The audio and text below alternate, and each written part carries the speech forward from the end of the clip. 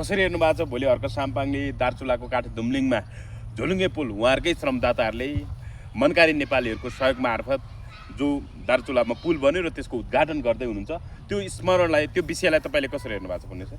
बहुत बढिया, धेरै राम्रो, हार्दिक बधाई, शुभकामना। अन्ततः हर्क साम्पाङज्यूले जे सपना देख्नु भएको थियो, एउटा सानी फुच्ची केटीको पीडाबाट सुरु हुन्छ यो कथा। उहाँले त्यही दिन अठोट लिनुभयो जुन दिन उहाँले भिडियो हेर्दै आँखाभरि आँसु पार्नु भएको थियो। म नेपाली जनता, खास गरी दार्चुलावासीहरू नारकीय यातना सहित तुइनबाट पुल तरेको दृश्य हेर्न सक्दिनँ। एक दिन तुइन विस्थापित गरेर म यहाँ झोलुङ्गे पुल बनाउने छु भनेर उहाँले जो सपना देख्नु भएको थियो, आखिर यो सपनाले साकार रूप लिएको छ, त्यसले आकार ग्रहण गरेको छ। बधाई छ, शुभकामना छ। फाइनली यो भिडियो आज हामीले रेकर्ड गरिरहेका छौँ र भोलि सायद उहाँले उद्घाटन गरिसक्नुहुन्छ र डाक्टर सुरेन्द्र केसी, विजय सर लगायतका प्रबुद्ध व्यक्तित्वहरू पनि त्यहाँ पुगिसक्नु भएको छ। मलाई पनि निम्ता गरिएको थियो, प्राविधिक कारणवश म जान सकिनँ। मेरो मन त त्यही महोत्सवमा रमाएको छ। म जान नसके पनि मैले शुभकामना दिन्छु। हर्क साम्पाङज्यू जस्तो हिलोबदलोमा चटाइमा गुन्द्रीमा बसेर देश जनता विकास समृद्धिको पक्षमा घोटिने व्यक्तिलाई क्युआर पार्टी भनेर बदनाम गर्ने यस कालका धन्दा सेटहरू कुसुलियाहरूको अहिले ओठतालु खङ्ग्रङै सुकेको छ। सरकारले गर्न नसकेको काम उहाँले गर्नुभयो। स्याबास, क्या बात हर्क साम्पाङज्यू, तपाईले एउटा ठुलो मानवताको काम गर्नुभयो। तपाईले भविष्यमा नेपाली जनताले हमेसा स्मरण गर्ने र मरणोपरान्त पनि स्वर्ग प्राप्त गर्ने महान पुण्यको काम गर्नुभएको छ। तपाईँलाई 31 तोपको सलामी दिन चाहन्छु र हर्क साम्पाङका विरोधीहरू पनि आज उहाँप्रति नतमस्तक भएका छन्। यो कुरोको पनि विरोध गर्ने हो त विरोधी हो। अब तपाईँहरू के क्यामेरा लिएर कहाँ खल्डा खुल्डी छ, कहाँ के छ भनेर खोज्दै हिँड्ने, सेताम्मे दारी फुलाएर हिउँझै कपाल फुलाएका ती पेन्सन इटर्स, अटेन्सन सिकर टाइपका ती बुढा बाजे जसको भ्रष्टाचारको मुद्दा सर्वोच्चमा अहिले पनि विचाराधीन छ, सडकतिर उफ्रिरहने एउटा टपोरी छ, मितेरी साइनो लगाइरहनु भएको छ। हर्क साम्पाङको छोरीको फोटो कुदाउने, के गर्ने उहाँको पारिवारिक निजी जिन्दगीमा चियो चर्चो गर्ने उहाँहरू जस्तो व्यक्तिलाई म भन्न चाहन्छु, तपाईँहरू त ग्रिन टीलाई पनि बियर देख्ने दृष्टि दोष भएका मान्छे। अब गर्नुहोस् तारिफ। तपाईँ क्युआर पार्टी भन्नुहुन्थ्यो, तपाईँले मानेको वास्तविक क्युआर पार्टीले राजकोट हस्पिटल बनाउँदा 25 करोड उठाएर 5 करोड मात्रै खर्च गरौँ, के भन्नुहुन्छ तपाईँहरू? अनि यहाँ रवि लामिछाने फाउन्डेसनले कोरोना कालमा जनमैत्री हस्पिटल चलाउँछु भनेर करोडौँ उठाएको त्यो हिसाब किताब गोलमाल भएको विषयमा किन बोल्दैनन्? आज हर्क साम्पाङले काठे दुम्लिङमा सुविधा सम्पन्न भव्य किसिमको झोलुङ्गे पुल निर्माण गरिसक्नु भएको छ। स्थानीयवासीले उहाँलाई देउता सरह पुजेका छन्, उहाँलाई बधाई छ, शुभकामना छ। बिदा माग्दै गर्दाखेरि अब बिदा माग्ने अर्थमा उहाँहरू एकदमै दुखी हुनु भएको छ। अब श्रमदाताहरू अब त्यहाँबाट भन्नाले अब बिदाबादी भएर आउने दिन नजिकै आउँदाखेरि त्यहाँका स्थानीयहरू एकदमै भावुक हुनुभएको छ। एकदमै उहाँ होइन भन्नाले एउटा न्यानो मायाले उहाँहरूले अहिले पनि च्यापिराख्नु भएको छ। त्यो वास्तवमै एउटा कारुणिक सिन थियो, त्यो एउटा भाव विहल बनाउने खालको भावुक पल थियो, जहाँ श्रमदाताहरू र स्थानीयहरू छुट्टिन सकेका थिएनन्। त्यहाँ पाइलामा पदचापहरू खोपिएको छ। हर्क साम्पाङले फेरि पनि आफूलाई यो प्रमाणित गरिदिनु भयो कि पूर्वमा उदाएको त्यो घामको किरण पश्चिमसम्म छरिन्छ। त्यस कारणले वाह क्या बात कुरा मात्रै गर्ने गफाडी नेताहरूको भिडमा उहाँले आफ्नो अग्लो र बेग्लै पहिचान बनाउनु भएकोमा उहाँलाई शुभकामना छ।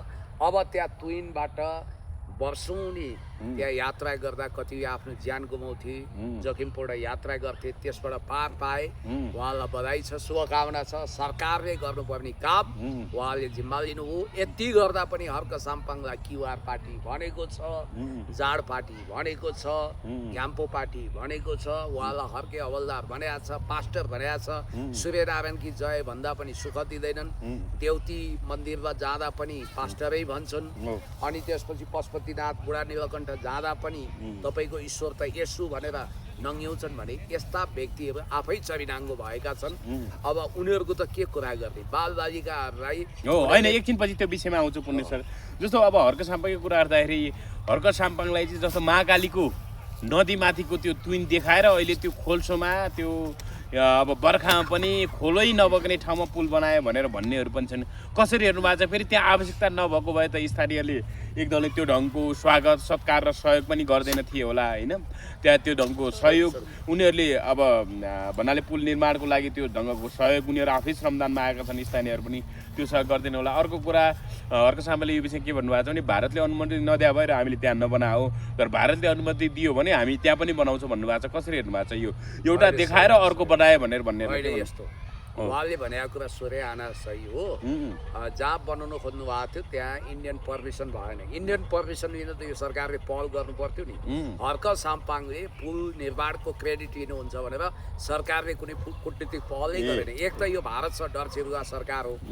अब दोस्रो कुरो, तपाईँलाई भोक लागेको छ जनकजी, चाहे तपाईँले यहाँ जयबागेश्वरी इटाटोलमा खानुहोस् चाहे अनामनगर, सवाल भोक मेट्नु हो नि। सवाल त्यहाँबाट तुइन विस्थापित गरेर नदी वारिपारी हुने पुल निर्माण हुनु हो नि त। हामीलाई जहाँ बने पनि पुल बनोस् भनेर दार्चुलावासीले भन्नुभयो। उहाँहरूले स्वागत गर्नुभएको छ, उहाँहरूले जय जयकार गर्नुभएको छ, उहाँहरूले हर्ष उल्लास गर्नुभएको छ। यहाँ काठमाडौँ बस्ने खुसुलेहरू अजासु अति जान्ने सुन्नेले किन टाङ अड्काएको? यहाँ त जे गरे नि सुख छैन के जनकजी। यो गर त्यो भएन भन्छन्, त्यो गर यो भएन भन्छन्। सवाल काम गर्नुहोस्। काग कराउँदै गर्छ, पिडा सुक्दै गर्छ, कुकुर भुक्दै गर्छ, हात्ती लम्किँदै गर्छ, कुत्ता भुक्ते हजार, हात्ती लम्के बजार, बार्किङ डग सेल्डम बाइट्स। हजुर, अब यहाँनिर अब तपाईँले यो विषय प्रवेश गराउन खोज्दै हुनुहुन्थ्यो। राष्ट्रसभामा 18 वर्ष मुनिका 35,000 सदस्य कानुन र अन्तर्राष्ट्रिय अभिसन्धि उल्लङ्घन, नेपालको संविधानको धारा 39मा बालबालिकालाई कुनै प्रकारको शोषण गर्न वा अनुचित प्रयोग गर्न नपाइने व्यवस्था गरिएको छ भन्ने कुरा छ। सरकारकै नेतृत्व गरेको दलले संविधानको धारा 16 स्पष्ट, संविधानको धारा 39 स्पष्ट रूपमा मिचेको जस्तो देखिएको छ अथवा उल्लङ्घन गरेको जस्तो देखिएको छ। 18 वर्ष मुनिकालाई राष्ट्रसभाको सङ्गठित सदस्य कार्यकर्ता बनाउन कतिको उचित हो पनि सर? संविधान विपरीत भएन यो? यिनीहरूको राजनीतिक पाखण्ड र पोलिटिकल क्राइमको सीमा कहाँसम्म, सीमाहीन तरिकाले यिनीहरूको पोलिटिकल क्राइम कहाँसम्म झाँगिएको छ भने विगतमा मर्नको लागि स्कुल ड्रेस लगाएर, कलेजको ड्रेस लगाएर 18 वर्षभन्दा मुनिका बालबालिकालाई, 13 देखि 18 वर्ष मुनिका बालबालिकालाई यिनीहरूले आन्दोलनमा धकेले। फलस्वरूप कैयौँ विद्यार्थीहरू को शहादत भयो। त्यो सृष्टि भट्टराई तिमी सांसद हुन् जसले स्कुल ड्रेसमा जानु है, तुमलेट बोक्नु, त्यो भयो भने प्रहरी डराउँछ के कारबाही गर्न सक्दैन भने ह्युमन सिल्डको रूपमा, मानव ढालको रूपमा विद्यार्थीलाई मर्न अभिशप्त बनाउने पनि यिनीहरू। आज जेनजी मोभमेन्टको भावना समेट्ने नाममा 18 वर्ष मुनिका बालबालिकाहरू 35,200 समथिङ कतिको सङ्ख्यामा यिनीहरूले पार्टी सदस्य बनाएका छन्। यिनीहरूको पाखण्ड हेर्नुहोस्, हिपोक्रेसी हेर्नुहोस्, डबल स्ट्यान्डर्ड हेर्नुहोस्। एकातिर यिनीहरू के भन्छन्? विद्यार्थीलाई राजनीतिकरण गरियो, विद्यार्थी भनेको पढ्ने हो, लेख्ने हो, विद्यार्थीलाई राजनीतिमा होम्नु हुँदैन एडल्ट नभइकन भन्छन्। जबकि संसारको प्रचलन के छ भने युनिभर्सिटीमा क्याम्पसमा जहाँ पनि तपाईँको विद्यार्थी युनियन हुन्छ। विद्यार्थीहरूको हक हितको लागि क्याम्पस प्रशासन र विद्यार्थीको बिचमा ब्रिजको काम गर्ने काम विद्यार्थी युनियनले गर्छ। Harvard, Cambridge, Oxford, Massachusetts, Columbia, JNU, TU कहाँ थिएन, तर यिनीहरूले विद्यार्थी सङ्गठन खारेज गर्ने। हेर्नुहोस् है, यिनीहरूको पाखण्ड सिधै विद्यार्थीलाई आफ्नो दलको झोले बनाउने। यति बेला मसँग संवाद गर्नको लागि पुण्य गौतम हुनुहुन्छ। पुण्य सर नमस्ते, यहाँलाई स्वागत छ। थ्याङ्क यू सो मच, धन्यवाद। यति बेला श्रम संस्कृति पार्टीका अध्यक्ष हर्क साम्पाङ दार्चुलाको काठी दुम्लिङ पुग्नु भएको छ। 2.5 महिनामै उहाँहरूले होइन अब दार्चुलामा झोलुङ्गे पुल बनाउनु भएको छ। यो एउटा ऐतिहासिक उपलब्धि हो भन्ने हिसाबले पनि सामाजिक सञ्जालमा चर्चा हुन थालेको छ। उहाँले त्यो पुल टेक्नु भएको छ र सँगसँगै होइन अब एकजना राजनीतिक विश्लेषक प्राध्यापक डाक्टर सुरेन्द्र केसीको टोली पनि पुग्नु भएको छ त्यहाँ। अब हर्कबाद किताब लेख्ने डाक्टर विजय मिश्र पनि पुग्नु भएको छ। सायद तपाईँ पनि पुग्ने कुराहरू आइराखेका थियो। कसरी हेर्नु भएको छ? भोलि उहाँले उद्घाटन गर्दै हुनुहुन्छ। श्रमदाताहरूलाई उत्तिकै माया सद्भाव त्यहाँ दार्चुलावासीले देखाएका छन्। हर्क साम्पाङलाई त हिजो दार्चुला खलङ्गामा भव्य स्वागत पनि गरियो। उहाँ आफै होइन छमछमी नाच्दै पनि हुनुहुन्थ्यो। त्यो कलात्मक भिडियो पनि हामीले हेऱ्यौँ। कसरी हेर्नु भएको छ? भोलि हर्क साम्पाङले दार्चुलाको काठी दुम्लिङमा झोलुङ्गे पुल उहाँहरूकै श्रमदाताहरूले मनकारी नेपालीहरूको सहयोग मार्फत जो दार्चुलामा पुल बन्यो र त्यसको उद्घाटन गर्दै हुनुहुन्छ, त्यो स्मरणलाई, त्यो विषयलाई तपाईँले कसरी हेर्नु भएको छ भन्ने सर? बहुत बढिया, धेरै राम्रो। हार्दिक बधाई शुभकामना। अन्ततः हर्क साम्पाङज्यूले जे सपना देख्नु भएको थियो एउटा सानी फुच्ची केटीको पीडाबाट सुरु हुन्छ यो कथा। उहाँले त्यही दिन अठोट लिनुभयो जुन दिन उहाँले भिडियो हेर्दै आँखाभरि आँसु पार्नु भएको थियो।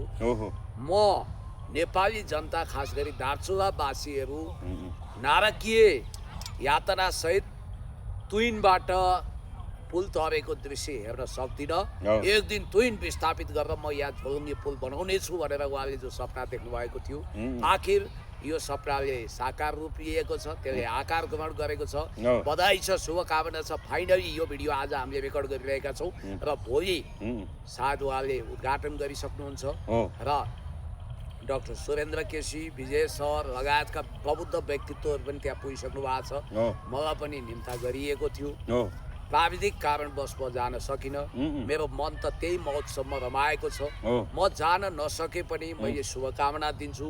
हर्क साम्पाङज्यू जस्तो हिलोबदलोमा चटाइमा गुन्द्रीमा बसेर देश जनता विकास समृद्धिको पक्षमा घोटिने व्यक्तिलाई क्युआर पार्टी भनेर बदनाम गर्ने यस खालका धन्दा सेटहरू कुसुलेहरूको अहिले ओठतालु खङ्ग्रङै सुकेको छ।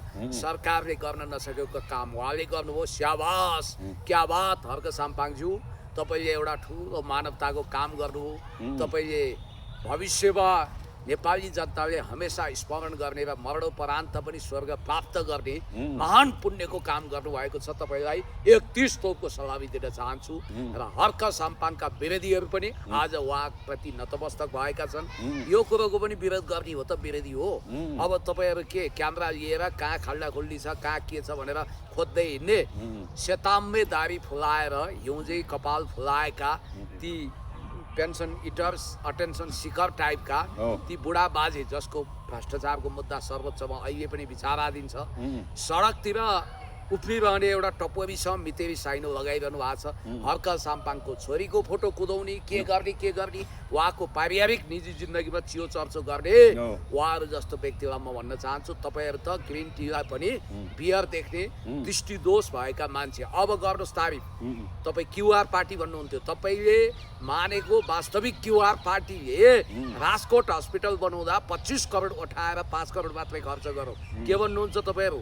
अनि यहाँ रवि लामिछाने फाउन्डेसनले कोरोना कालमा जनमैत्री हस्पिटल चलाउँछु भनेर करोडौँ उठाएको त्यो हिसाब किताब गोलमाल भएको विषयमा किन बोल्दैनन्? आज हर्क साम्पाङले काठे दुम्लिङमा सुविधा सम्पन्न भव्य किसिमको झोलुङ्गे पुल निर्माण गरिसक्नु भएको छ। स्थानीयवासीले उहाँलाई देउता सरह पुजेका छन्, उहाँलाई बधाई छ, शुभकामना। बिदा माग्दै गर्दाखेरि अब बिदा माग्ने अवस्थामा उहाँहरू एकदमै दुखी हुनु भएको छ। अब श्रमदाताहरू अब त्यहाँबाट भन्नाले अब बिदाबादी भएर आउने दिन नजिकै आउँदाखेरि त्यहाँका त्यहाँनिर एकदमै भावुक हुनुभएको छ। एकदमै उहाँ होइन भन्नाले एउटा न्यानो मायाले उहाँहरूले अहिले पनि च्यापिराख्नु भएको छ। त्यो वास्तवमै एउटा कारुणिक सिन थियो। त्यो एउटा भाव विहल बनाउने खालको भावुक पल थियो जहाँ श्रमदाताहरू र स्थानीयहरू छुट्टिनै सकेका थिएनन्। त्यहाँ पाइला पाइलामा पदचापहरू खोपिएको छ।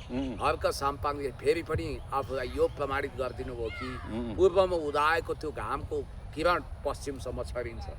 त्यस कारणले वाह क्या बात कुरा मात्रै गर्ने गफाडी नेताहरूको भिडमा उहाँले आफ्नो अग्लो र बेग्लै पहिचान बनाउनु भएकोमा उहाँलाई शुभकामना छ। अब त्यहाँ तुइनबाट वर्षौनी त्यहाँ यात्रा गर्दा कति आफ्नो ज्यान गुमाउँथे, जोखिमपूर्ण यात्रा गर्थे, त्यसबाट पार पाए। उहाँलाई बधाई छ, शुभकामना छ। सरकारले गर्नुपर्ने काम उहाँले जिम्मा लिनुभयो। यति गर्दा पनि हर्क साम्पाङलाई क्युआर पार्टी भनेको छ, जाड पार्टी भनेको छ, घ्याम्पो पार्टी भनेको छ, उहाँलाई हर्के हवलदार भनेको छ, पास्टर भनेको छ। सूर्यनारायणकी जय भन्दा पनि सुख दिँदैनन्। देउती मन्दिरमा जाँदा पनि पास्टरै भन्छन्। अनि त्यसपछि पशुपतिनाथ बुढा नीलकण्ठ जाँदा पनि तपाईको ईश्वर त यसु भनेर नङ्ग्याउँछन् भने यस्ता व्यक्तिहरू आफै चरिनाङ्गो भएका छन्। अब उनीहरूको त के कुरा गर्ने? बालबालिकाहरूलाई होइन, एकछिनपछि त्यो विषयमा आउँछु पुण्य सर। जस्तो अब हर्क साम्पाङको कुरा गर्दाखेरि हर्क साम्पाङलाई चाहिँ जस्तो महाकालीको नदीमाथिको त्यो तुइन देखाएर अहिले त्यो खोल्सोमा त्यो अब बर्खामा पनि खोलै नबग्ने ठाउँमा पुल बनायो भनेर भन्नेहरू पनि छन्। कसरी हेर्नु भएको छ? फेरि त्यहाँ आवश्यकता नभएको भए त स्थानीयले एकदमै त्यो ढङ्गको स्वागत सत्कार र सहयोग पनि गर्दैन थिए होला होइन। त्यहाँ त्यो ढङ्गको सहयोग उनीहरूले अब भन्नाले पुल निर्माणको लागि त्यो ढङ्गको सहयोग उनीहरू आफै श्रमदानमा आएका छन्, स्थानीयहरू पनि त्यो सहयोग गर्दैन होला। अर्को कुरा अर्को सामाले यो विषय के भन्नुभएको छ भने भारतले अनुमति नदिए भएर हामीले त्यहाँ नबनाऊ, तर भारतले अनुमति दियो भने हामी त्यहाँ पनि बनाउँछौँ भन्नुभएको छ। कसरी हेर्नु भएको छ यो? एउटा देखाएर अर्को बनायो भनेर भन्ने यस्तो उहाँले भनेको कुरा सोरे आना सही हो। जहाँ बनाउनु खोज्नु भएको थियो त्यहाँ इन्डियन पर्मिसन भएन। इन्डियन पर्मिसन लिन त यो सरकारले पहल गर्नु पर्थ्यो नि। हर्क साम्पाङले पुल निर्माणको क्रेडिट लिनुहुन्छ भनेर सरकारले कुनै कूटनीतिक पहलै गरेन। एक त यो भारत डरचिरुवा सरकार हो।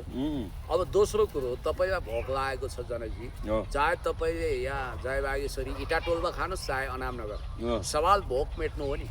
सवाल त्यहाँबाट ट्विन विस्थापित गरेर नदी वारिपारी हुने पुल निर्माण हुनु हो नि त।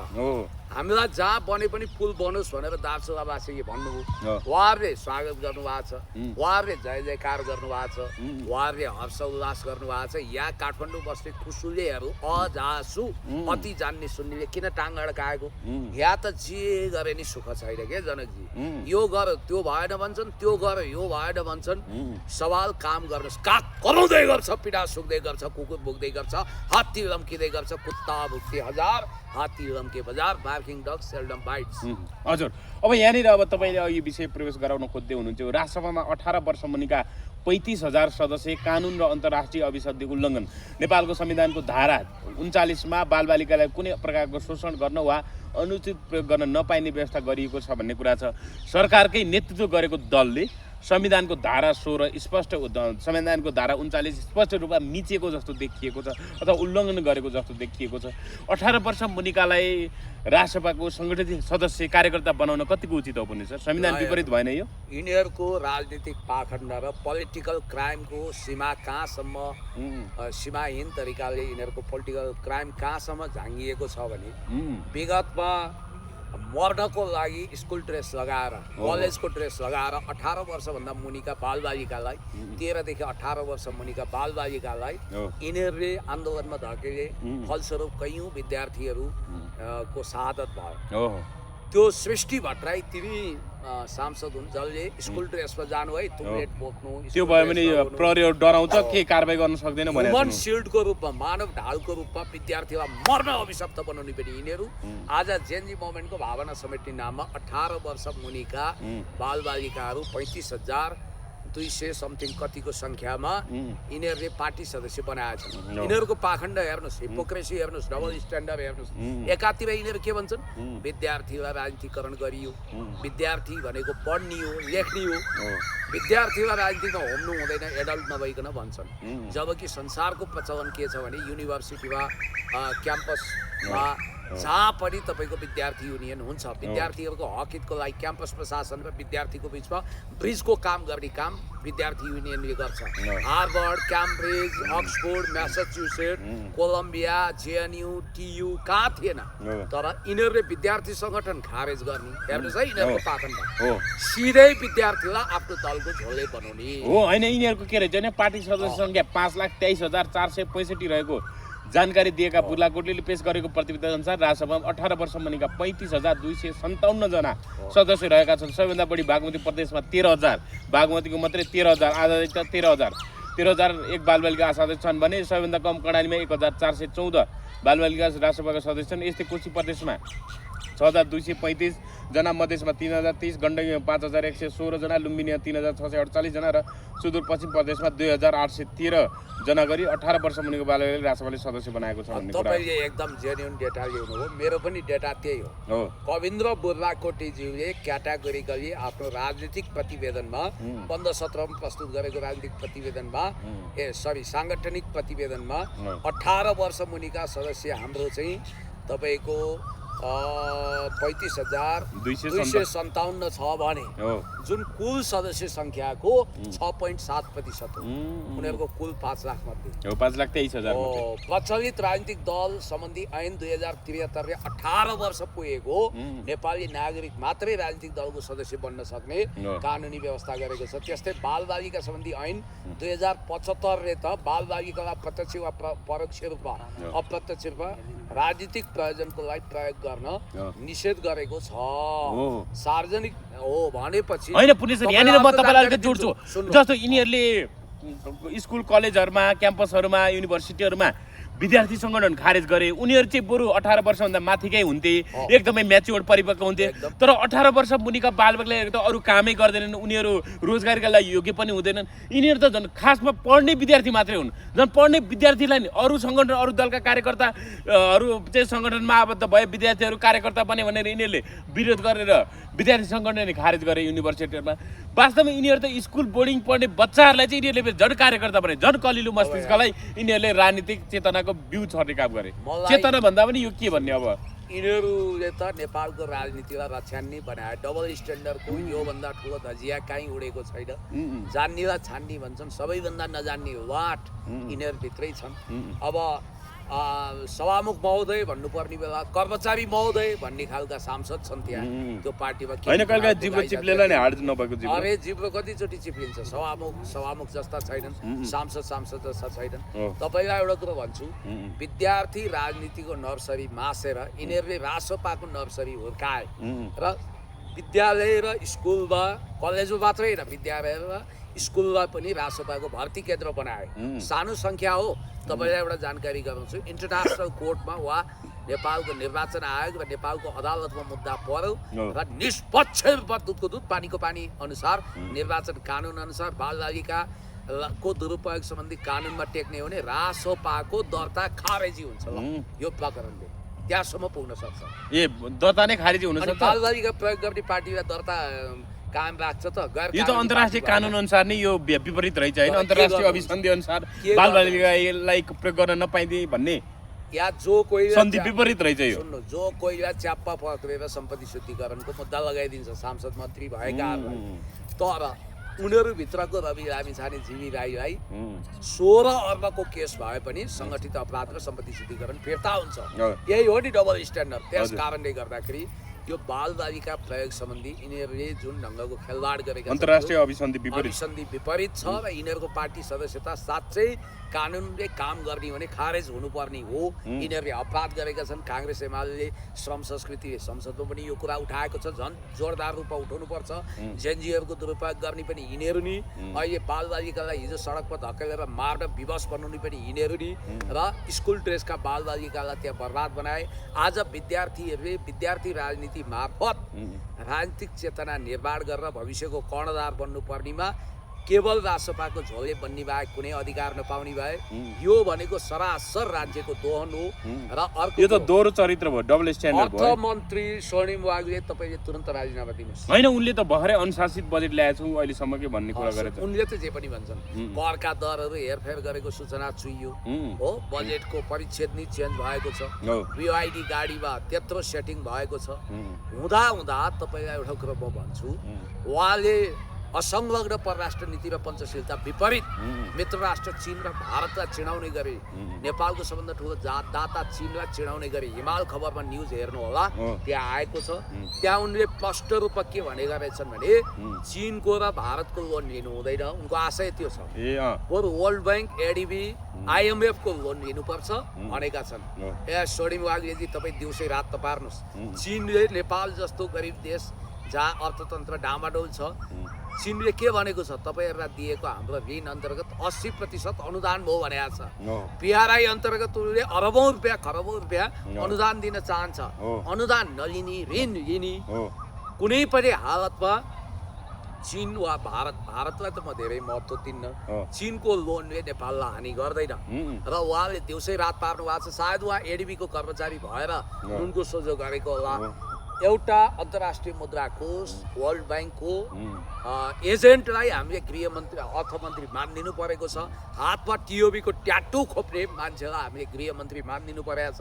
तपाईँहरूलाई अचम्म लाग्यो, उहाँ चाहिँ सुस्तामा जानु भएन, जहाँ सीमा मिचिएको छ। गृहमन्त्रीकै कुरा गरौँ न।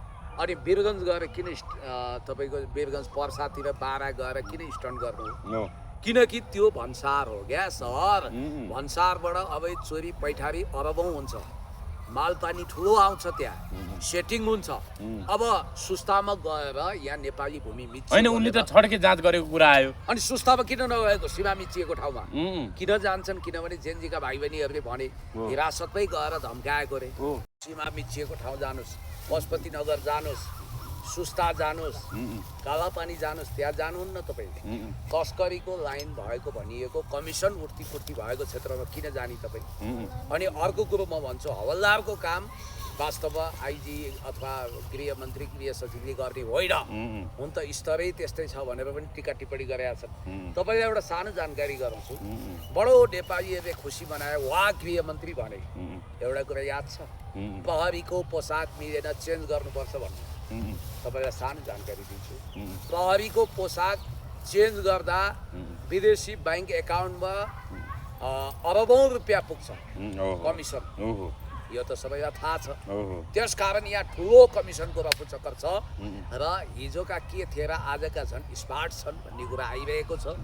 त्यसैले मलाई लाग्छ यो सरकारले आफ्नो लेजिटिमेसी गुमाइसक्यो। होल्डिङ सेन्टरमा हाम्रो सुरक्षा हुनु पर्यो, हामीलाई खाना लाउन पाउनु पर्यो। किरा भएको खाना हामीलाई दिनु भएन भनेर आवाज उठाउनेहरूलाई अहिले सरकारले करापजाप बनाएको रहेछ। अब सरकारको अर्थमन्त्री चीन विरुद्ध अभिव्यक्ति दिन्छन्, हेर्नुहोस् है, सिधै असंलग्न परराष्ट्र नीतिको बर्खिलाफमा छन्। सरकारको गृहमन्त्रीको हातमा टिओबीको ट्याटु हुन्छ। अनि प्रधानमन्त्री भन्छन् संसदको रेकर्डबाट अब के अरे उनले बोलेका आपत्तिजनक अभिव्यक्ति हटाउनु पर्दैन भन्छन्। अब हुँदा हुँदा महावीर पुनमा पठाइदिने प्रश्नोत्तरको लागि यो काहीँ मिल्छ? प्रधानमन्त्रीले आफूले खाएर अगाउने हो कि महावीरले खाएपछि अगाउने? प्रधानमन्त्रीले खानेकुरो महावीरजीले खाएर हुन्छ? त्यो बिचरा एउटा सोझो मगरको छोरो देखिनुहुन्छ, उहाँ सोझो त कति हुनुहुन्छ, उहाँलाई अचाडु बनाउने भए के यो कुरा। त्यसकारण सरकारको नीति पूर्णतया पेन्डुलमय छ। अब यहाँनिर के छ भने अब सरकार त अहिले गिरफ्तारीको रफुचक्करमा छ, कल्ला समाउनु होइन। गृहमन्त्री सुदन गुरुङले टिफिन खाजा खाँदाखेरि अब त्यो अम्लेटमा होइन अब माछाको हड्डी के भेटेको विषयमा 3 लाख जरिवाना कति गर्यो, त्यो चाहिँ के बन्द भयो भन्ने कुराहरू पनि आइरहेको छ। होटेलै बर्बाद भयो, त्यहाँ कोही पनि जाँदैनन् रे। ए बर्बाद भयो। अब हेर्नु, त्यो लोनमा घर जग्गा लोनमा राखेर खोलेको होटेल, अब त्यहाँ करोडौँ लगानी छ। अब को जान्छ त? गृहमन्त्रीलाई अन्डाभित्र काँडा राखेर खुवाउने मान्छे भनेर जान्छ त त्यहाँ? बन्द भएकै हो त्यो लगभग। अब को जान्छ त त्यहाँ? ताला लाग्दैन। अनि कतिले रोजगारी गुमाए, कतिको भविष्यमाथि बन्चर हानियो। यस्तो पाप नगरौँ। अब अर्कोतिर मैले तपाईँलाई भन्नै पर्छ, इदम भ्रष्टम उदम भ्रष्टम। अहिले देशमा गिरफ्तारीको चकाचौक छ। मानव गिरफ्तारीमा इतिहासकै रेकर्ड तोड्न बालेन सरकार अगाडि बढाएको छ। हामीलाई हाम्रो देशको विदेशी मुद्राको संस्कृति भरिभराउ गर्नु छ। सेयर मार्केटले अहिले 5 खर्ब रुपियाँ गुमायो। नेपालीहरूले 5 खर्ब रुपियाँ सेयर मार्केटमा गुमाए। यो सरकार बनिकन तपाईँ के भन्नुहुन्छ? ध्वस्त छ सेयर मार्केट, रियल इस्टेट कारोबार, हस्पिटालिटी, टुरिज्म सब तबाह छ। विदेशी मुद्राको संस्कृतिले 8 महिनाको आयात धान्दैन। केपी शर्मा ओलीज्यूलाई गाली गरेर थाक्नुहुन्न, 22 महिनाको आयात धान्थ्यो त्यतिखेर। रेमिट्यान्स 20% को दरले घट्यो। बेरोजगारी तपाईँको 25% को दरले बढ्यो। अहिले श्रम बजारमा झापाका चिया बगानका 60,000 मजदुर सहित 5 लाख बेरोजगार थपिए। दिनौँ पासपोर्ट बनाएर विदेश जानेहरूको लाइन अझ बढेको, 3 दुगुना रात चौगुना बढेको छ। देशमा रोजगारी छैन। झापाको 2200 बिघा जमिनमा कमल गाउँ विकास समितिमा बिआरआई अन्तर्गत चाइनाले खरिद गरेको त्यो जमिनमा उद्योग धन्दा स्थापना गर्ने कुरा तुइयो। उता दैलेखको दुल्लोमा पेट्रोलियम पदार्थ उत्खनन हुन सकेको छैन। औद्योगिक पुँजीवाद छैन। सरकारले खालि ट्याक्समाथि ट्याक्स। अब त्यो मोटरसाइकलमा तपाईँले देखिहाल्नु, के अरे सवारी साधनमा ट्राफिक नियम उल्लङ्घन गर्दा 1 लाखसम्म जरिवाना। कहाँ एक्सटोर्सन गर्नुहुन्छ? गरिबहरूको ढाड कति भात्नुहुन्छ? के विधि हो? जहाँ पनि करै कर हुँदा आज ब्राजिल र होइन त्यो करकै विषयमा चाहिँ सुन्नु न हो पुण्य सर अहिले 1000 रुपैयाँ लाग्दिरहेछ वर्ल्ड कप हेर्ने टिभीमा ल हेर्नु ए अनि हो त अब हेर्नु त हो निशुल्क हेर्न पाउनु पर्ने पहिला ठाउँमा होर्डिङ बोर्ड प्रोजेक्टर राखेर गरे प्रोजेक्टर राखेर गर्थे यस्तो पनि काहीँ हुन्छ होइन यहाँ पुण्य सर जस्तो सरकारले अब यो सहरी जरिवानामा चर्को अब जरिवाना तोके पछाडि यहाँ सामाजिक सञ्जाल पनि एउटा के आएछ भने अब राज्यको कसुर जिम्मेवार कारले जरिवाना भनेर एउटा नयाँ विषय आएछ कि जस्तो खाल्डो देखिएको 24 घण्टाभित्र नपुरीमा सडक विभाग नगरपालिकालाई 1 लाख जरिवाना सडकको लेन र मार्किङ अस्पष्ट भएमा सडक विभागलाई 50,000 ट्राफिक बत्ती बिग्रेको अवस्थामा नबनाएमा ट्राफिक प्रहरी नगरपालिकालाई 1 लाख ट्राफिक प्रहरी उचित युनिफर्ममा नभई रुखो व्यवहार गरेमा ट्राफिक प्रहरी कार्यालय 50,000 सडक सङ्केत साइन बोर्ड स्पष्ट नदेखिएको भएमा सडक विभाग 50,000 ट्रायल पास भएको 7 दिनभित्र लाइसेन्स नदिएमा यातायात व्यवस्था कार्यालयलाई 1 लाख राति सडकमा बत्ती स्ट्रिट लाइट नबोलेमा नगरपालिका विद्युत प्राधिकरणलाई 50,000 वर्षाको पानी जम्मा भई सडक डुबाएमा ढल नगरपालिकालाई 5 लाख फुटपाथमा हिँड्ने ठाउँ अतिक्रमण नछुटाएमा नगरपालिका ट्राफिकलाई 50,000 कागजात प्रक्रिया अनलाइन पारदर्शी नबनाएमा यातायात सडक विभागलाई 1 लाख एम्बुलेन्सलाई बाटो दिने प्रणाली नबनाएमा ट्राफिक प्रहरीलाई 2 लाख भनिएको छ यो सबै कुरा कहाँ लागू हुन्छ स्विजरल्यान्डमा लागू हुन्छ नर्वेमा लागू हुन्छ यो गर्नै पर्छ होइन त्यहाँ हुन्छ के त्यहाँको नियम यो त व्यवहारिक कुरा है म त रमाइलोको लागि हो कि कमेडी 5 स्टारको नियम यहाँ इटाटोलको होटल लगाएर हुन्छ देशमा विकास छैन देशमा पूर्वाधार छैन अनि तपाईँ स्ट्यान्डर्ड चाहिँ युरोपको खोज्नुहुन्छ कहाँबाट हुन्छ यो अव्यवहारिक कुरा हो यो कच्चा कुरा हो यो नेपालीहरूलाई ठग्ने र वास्तवमा अहिले त 500 जरिवानादेखि 1 लाखसम्मको जरिवाना छ हेर्नु त ह्यात्तेरिका यो केही पनि सदर हुँदैन यसै पनि सरकारले 2 दिन बिदा दिने अव्यवहारिक लन्ठो निर्णय गरेको छ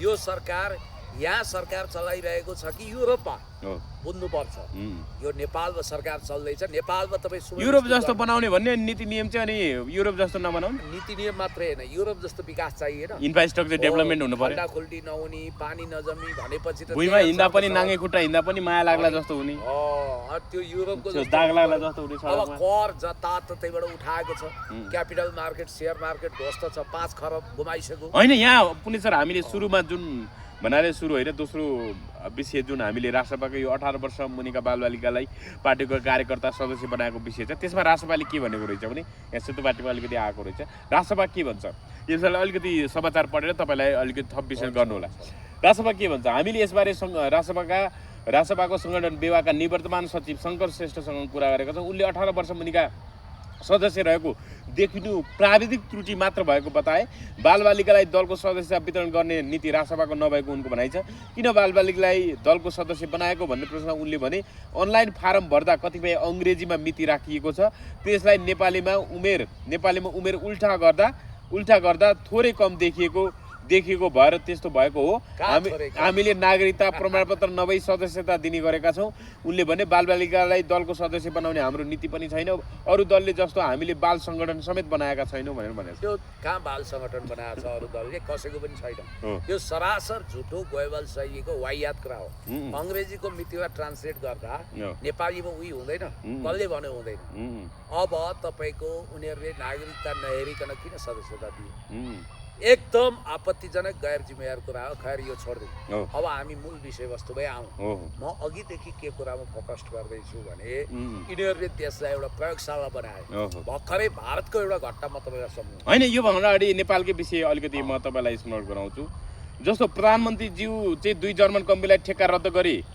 अघि बढ्ने पक्षमा हुनुहुन्छ तर परराष्ट्र मन्त्री शिशिर खनाल चाहिँ यो जस्तो राजधानी प्रकरणको विषय आइरहेछ आर्जु देउवालाई 3 दिनको होइन म्याद तामेलीमा राखेर चाहिँ उहाँलाई चाहिँ नेपाल झिकाउन चाहिँ अख्तियार मात्र जबरजस्त पक्राउ पूर्जी काटिएको भन्ने कुराहरू आइरहेको थियो अहिले 2 जर्मन कम्पनी मुछिएका छन् जर्मनसँग हाम्रो सम्बन्ध नै पुरै चिसिने जस्तो देखिसक्यो अब जर्मनका लागि नेपाली कार्यवाहक राजदूतलाई स्पष्टीकरण नै सोधिएको पत्र मार्फत भन्ने कुरा आयो जर्मन सरकारले अहिले चाहिँ प्रधानमन्त्री बालेन शाह चाहिँ अब त्यो ठेक्का रद्द गर्ने प्रक्रियामा हुनुहुन्छ अरे तर परराष्ट्र मन्त्री शिशिर खनाल चाहिँ फेरि त्यो ठेक्कालाई निरन्तरता दिने पक्षमा हुनुहुन्छ अरे भने शिशिर खनाल यदि भन्नाले यो गलत नभएको जस्तो त शिशिर खनालले त उल्लेख गर्नुभएको छ अनि यो बालेन शाह चाहिँ जता पनि सुशासनको नाममा पक्राउ गर्ने अनि ठेक्का रद्द गर्ने यस्तै भाँडभैलो निम्त्याउन खोजे हो कि अथवा उनको यो सही निर्णय हो कि के हो पुण्य सर यो समाचार आयो सर विदेश नीतिको सवालमा बचकना अपनाउँदा राष्ट्रले कति क्याजुअलिटी क्षति बिहोर्नुपर्छ भन्ने कुरा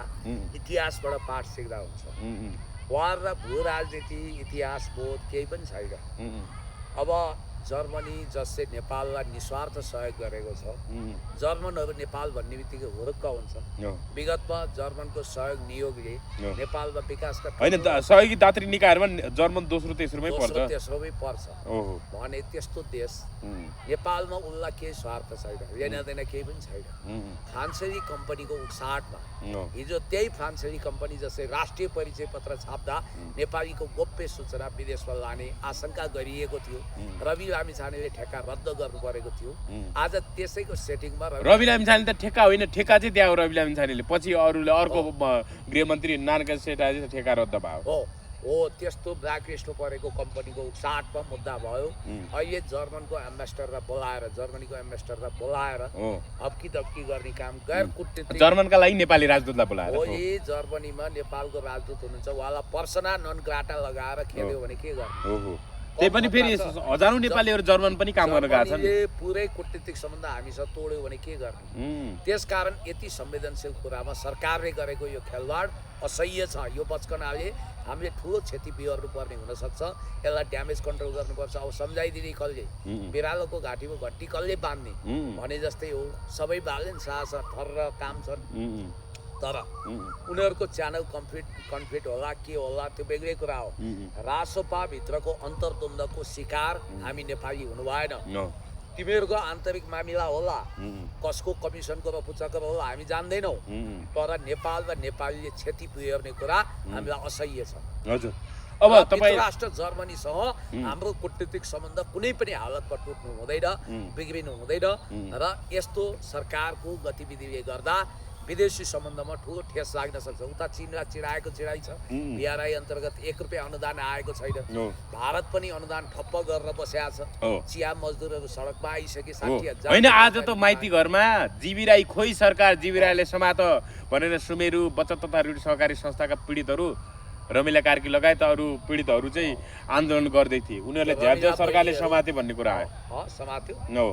अब यस्तो छ, यो भने मत्स्य न्याय, यो कसैलाई काखा कसैलाई पाखा। जीवी राईको त यहाँ नामै लिनु नहुने हो। जीवी राई त अब चोख्याउँदैछन् त यिनीहरू, मेलमिलाप गर्ने नाउँमा यहाँ ल्याउँदैछन्। हुन त उनी जीवित भए ल्याउँछौ भनेर पनि भनेका छन्। फेरि हेर्नुहोस् है, उनीहरूकै सांसदले बडो रहस्य भएको छ। जीवी राई कहाँ छन्? आकाश पताल दुई पताल यत्र तत्र सर्वत्र 3 त्रिलोक 14 भुवनबाट खोजेर भने पनि जीवी राई ल्याउनु पर्यो। यिनीहरूले जीवी राईको कुरा विषयान्तर गर्ने नि घरि दर्रा हत्याकाण्डको फाइल खोल्ने भन्छन्, घरि के भन्छन्। त्यसकारण सरकारको यो दोगला नीतिले जनता हैरान छन्, परेशान छन्। र अर्को कुरो म तपाईँलाई भन्दैछु, अब हेर्नुहोस् यो गिरफ्तारीको सिलसिला यतिकै नरोकिने जस्तो हो। यहाँनिर अब धेरै जेलहरू अब साँगुरो होइन, डाक्टर अमरेश कुमार सिंह पनि पक्राउ पर्दैछन् भन्ने कुराहरू आइरहेछ। उनले चाहिँ श्रम संस्कृतिप्रति संस्कृति पार्टीमा अप्रोच बढाएको अथवा श्रम संस्कृति पार्टीमा प्रवेश गर्न चाहेको भन्ने कुरा नै आइरहेछ।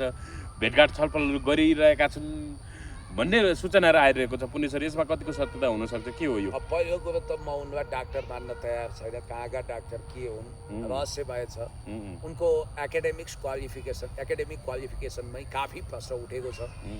गोर्खापत्रको मामुली उनी सदस्य थिए। कहाँबाट महन्त ठाकुरले टिपे, दिल्लीतिर तार जोडिदिए, पछि दोस्रो जनआन्दोलनताका खबर विवाद भनेर चिनिन्थ्यो। म तपाईँलाई के भन्छु भने जसरी हामीले सीके राउतको विषयमा दुधको दुध पानीको पानी हुने गरी छुट्यायौँ होइन, यिनी चाहिँ मधेस टुक्राउन चाहन्छन् भन्यौँ। त्यसको 2 दिन लगत्तै उनले त श्रम संस्कृतिसँग अप्रोच गरेका थिए, कार्यगत एकता गर्दै पार्टी एकता गर्ने भवन्डर प्रोपोगन्डा चलाएका थिए। हर्क साम्पाङज्यूले कुल रेस्पोन्स गर्नुभयो र हामीले पनि सुझाव दिएका थियौँ। त्यसले पनि काम गरे जस्तो छ।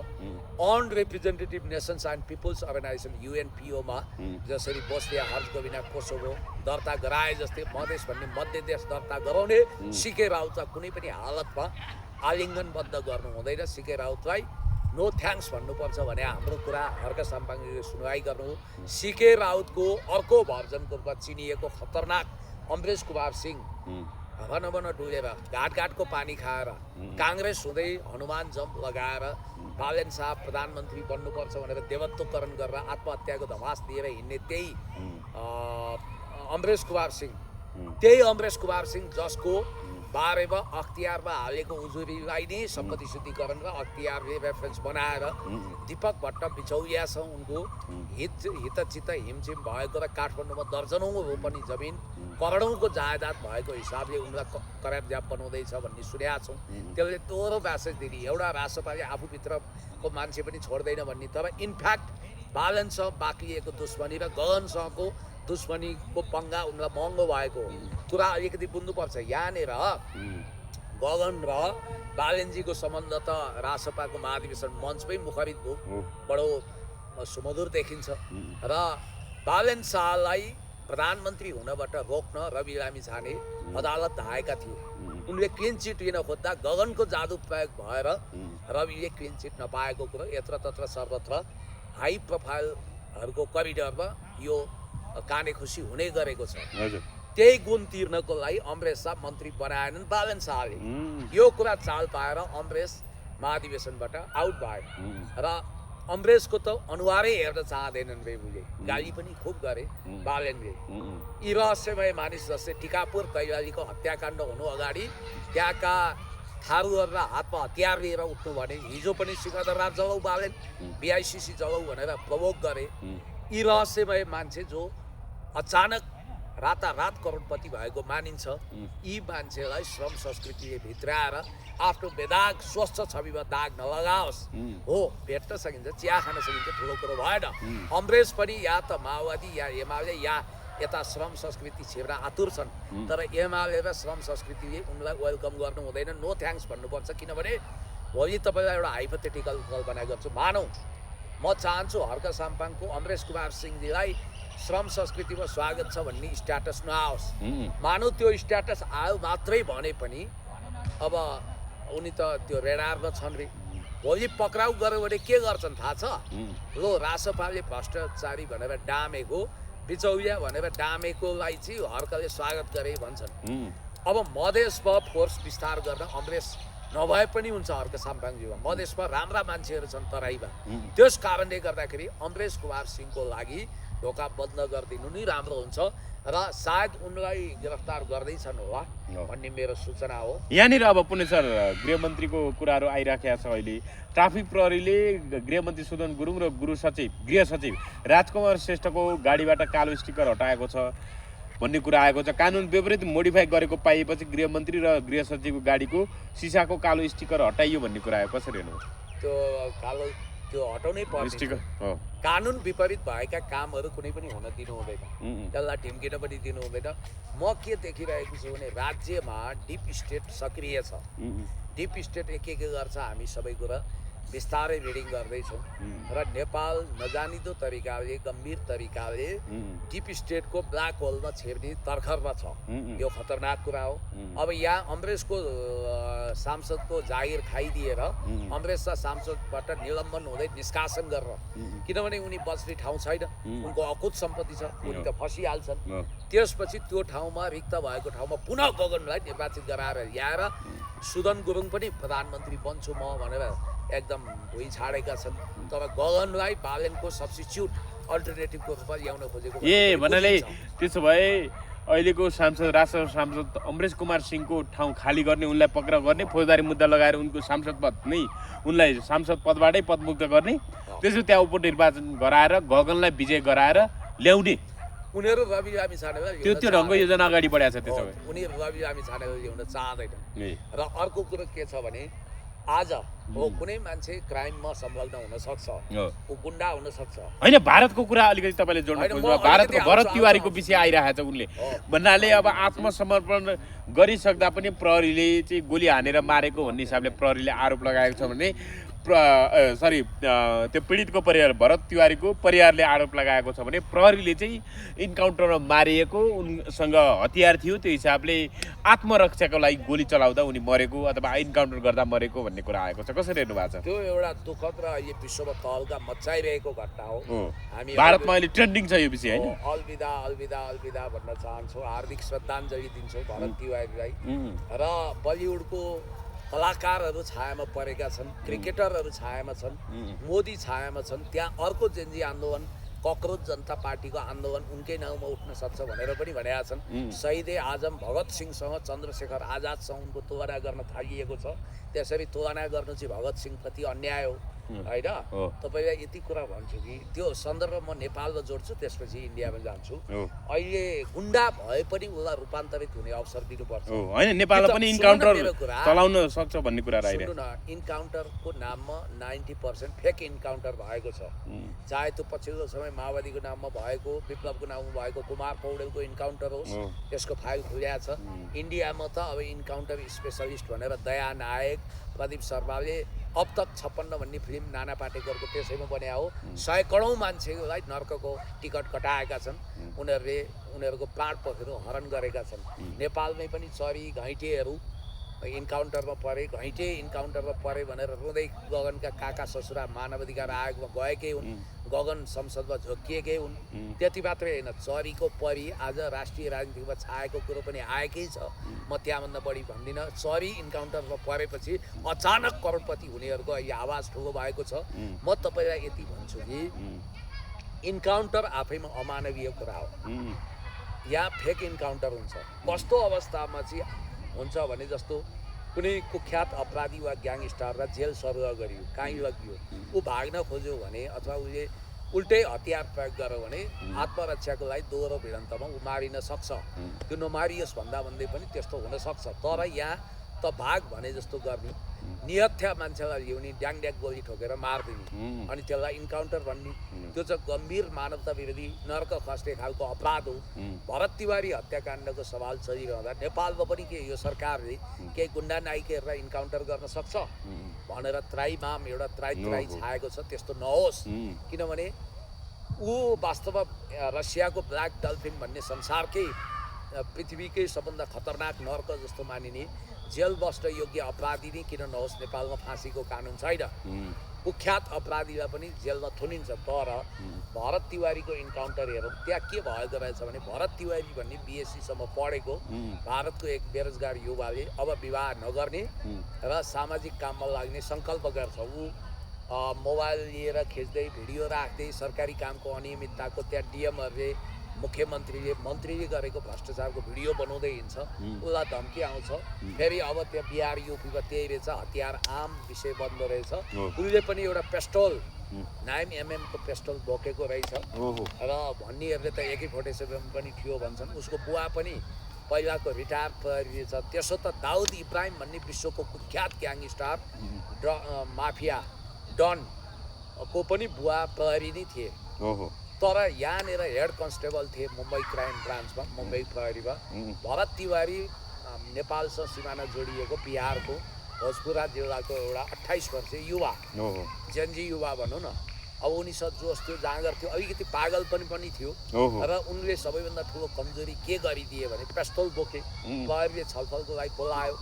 प्रहरीको नियत सफा रहन्छ। मोदी सरकार कति क्रूर छ भन्ने कुरोको उदाहरण त्यत्रो तपाईँको गुजरात हत्याकाण्डको रगत लतपतिएर रगतमा टेकेर मोदीले सत्ताको शिखर चढेका हुन् नि त। अब उनीहरू कम छैनन्। अब अमित शाह गृहमन्त्रीलाई नै चार्ज लागेको छ। यही सिलसिलामा भरत तिवारीलाई छलफल गर्नु भनेर बोलाउँछन्। उनी हवाई फायर गर्दै आउँछन् फिल्मी स्टाइलमा, पुरा लाइभ गरेका रहेछन्। र उनले आफ्नो मृत्युको भविष्यवाणी पनि गरिसकेका रहेछन्। उनले शहीद हुने घोषणा पनि गरिसकेका रहेछन्। र उनलाई हतियार फ्याँक्न भनिन्छ। उनले सरेन्डर गर्छन्, हात ठडाउँछन्। हतियार फ्याँक्ने बित्तिकै प्रहरीले घेरा हाल्छ। उनीहरु फेरि लाइभ भिडियो सामाजिक सञ्जालमै छ हैन? पुरा लाइभ भिडियो छ। गोलीले लागेको उले 5 गोली ड्याङ ड्याङ ड्याङ ड्याङ। अहिले म देखाइदिन्थे, तपाईहरुलाई असर पर्छ। भिडियोमा कपिराइट स्ट्राइकदेखि भाइलेन्स, कम्युनिटी भाइलेन्स हुन्छ भनेर मैले देखाइन। जहाँ पनि त्यो भिडियो पाइन्छ। अहिले विश्वव्यापी तहलका मचाएको छ। त्यो अत्यन्तै दुर्लभ घटना। प्रहरीले त्यही मारिदिन्छ र त्यसपछि नाटक गर्छ हस्पिटलमा लगेर। अन्ततः अहिले भारतमा पुरा बलिउडका त्यहाँका बेताज बादशाहहरू अमिताभ बच्चन, शाहरुख खान सबै त्यहीँ पुगेका छन्। ठुला ठुला कलाकारहरू। अब प्रधानमन्त्री मोदी बाहेक सबै पोलिटिसियन पुगिसके। अब भरत तिवारीको दोस्रो संस्करण नेपालमा देखा नपरोस्, यस्तो घटना नहोस्, हामी यही कल्पना कामना गर्छौँ। मतलब भारत सरकार भन्नाले मोदी सरकारै ढल्न सक्ने अवस्था आउन सक्छ। अरे यो त यस्तो चिङ्गारी हो जस्तै भन्नाले मोदी नै धर्म राइसके भन्ने कुरा आयो क्या। मोदीको खुट्टा, कुर्सीको खुट्टा भाँचिन लागिसक्यो।